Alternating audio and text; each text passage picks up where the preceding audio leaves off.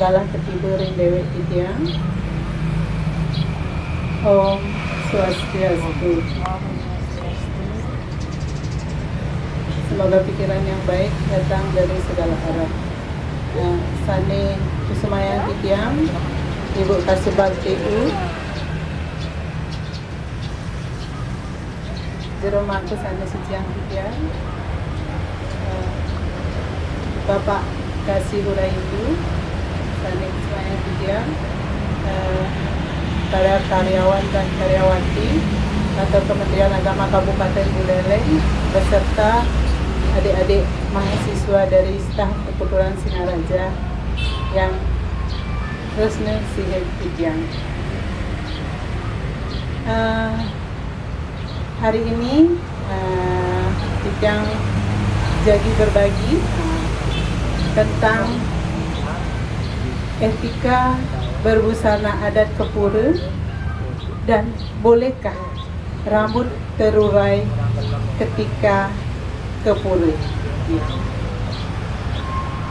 Jadi di dalam agama Hindu kita sudah sering mendengar bagaimana ada konsep berbusana adat Kepura adalah tapak dari.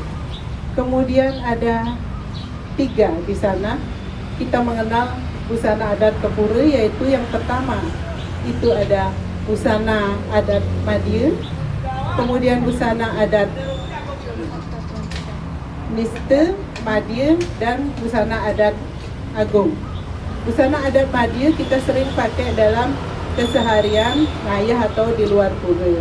Kemudian busana adat Madya itu kita pakai pada saat persembahyangan, dan busana Agung kita biasanya pakai pada saat pawiwahan atau upacara-upacara besar tertentu. Jadi dari konsep berbusana adat ini kita mengenal ada 3 tingkatan. Jadi di dalam berbusana adat itu ada 3, yaitu konsep yang pertama adalah Dewa Angga. Bagaimana itu dari leher ke atas. Kemudian ada manusia Angga dari leher, dari pusar sampai leher. Kemudian ada di sana ada Buddha Angga, bagaimana dari pusar ke bawah. Nah, di dalam busana yang pria atau laki-laki atau putra itu kita dari kamen itu, bagaimana kamen itu arahnya itu dari kiri ke kanan, jadi berlawanan arah jarum jam, karena laki-laki adalah pemegang dharma, atau yang bagaimana si laki-laki ini yang berada di depan untuk mempertahankan dharma, karena wanita adalah saktinya yang berada selalu di sampingnya. Kemudian itu bagaimana ukuran dari kamen itu sendiri adalah sejengkal dari mata kaki. Kemudian ada kita menggunakan saput, atau yang laki-laki menggunakan saput, itu adalah menutupi kejantanan, karena ketika menggunakan kamen itu ada lelancingan yang dibuat berbentuk runcing, itu nanti menghadap ke bawah, itu menyembah atau nyapu jagat itu menyembah atau hormat kepada pertiwi. Jadi bagaimana kejantanan itu ketika di pura ditutupi atau dikendalikan. Kemudian ada penggunaan selendang atau untal itu dengan simpul di kanan. Jadi simpulnya yang kelihatan ketika memakai baju. Kemudian ada di atas, di manusia angganya menggunakan pakaian yang rapi, sopan, tentu saja bersih. Kemudian untuk dewa angganya kita mengenal udeng. Di sana ada 1 jengkal di atas kening atau alis. Itu kita mengenal ada 3 macam udeng. Itu ada jejateran, kemudian ada dari kepak, kemudian ada kita mengenal bebelatukan. Jadi jejateran inilah yang kita lihat dalam kesehariannya. Jadi ada di sana bagaimana ada bagaimana yang ada lipatan yang panjang atau lebih tinggi itu simbol Dewa Siwa. Kemudian yang agak lebih rendah lagi itu simbol ada Wisnu. Kemudian simbol di tengah-tengah itu adalah jadi ada mata ketiga Cindemani di sana. Jadi bagaimana kita ketika dikurung memusatkan pikiran. Nah, kemudian untuk yang wanita atau perempuan kita menggunakan sama kamen. Kamen itu menutupi mata kaki. Arahnya itu searah jarum jam. Jadi berlawanan dengan yang putra. Kemudian kita menggunakan kalau sekarang istilahnya stagen atau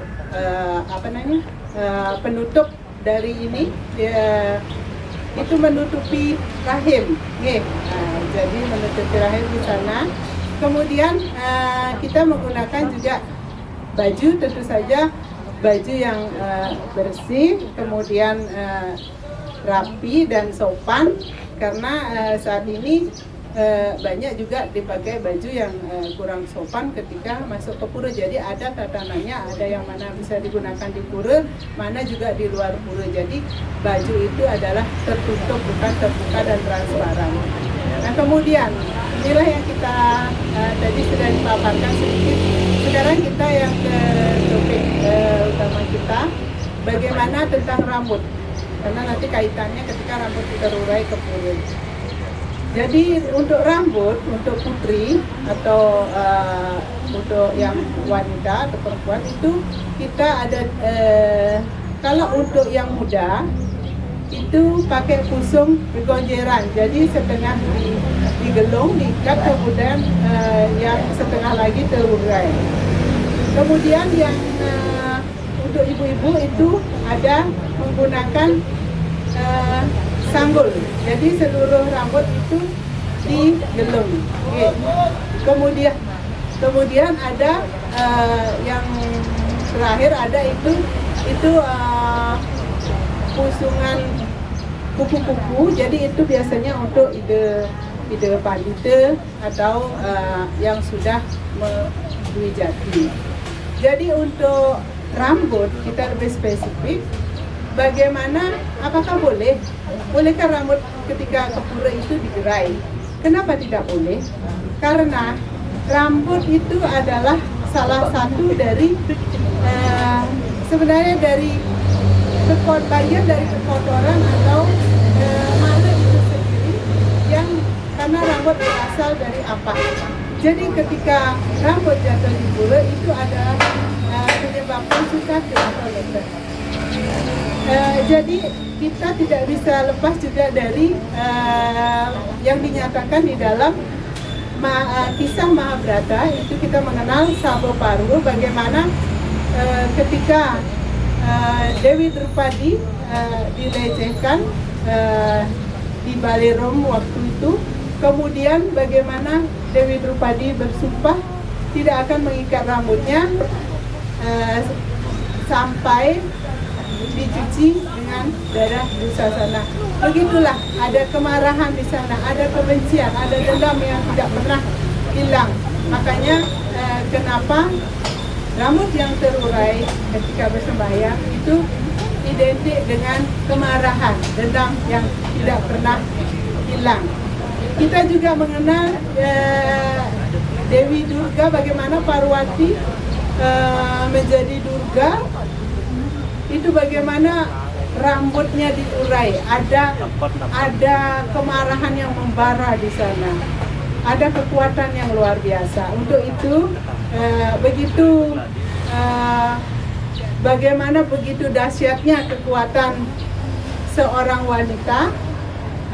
Marilah kita sama-sama menata rambut kita secantik mungkin ketika ke pura, dan bagaimana juga kita semua menyadari dahsyatnya kekuatan wanita itu, sama-sama menjaganya.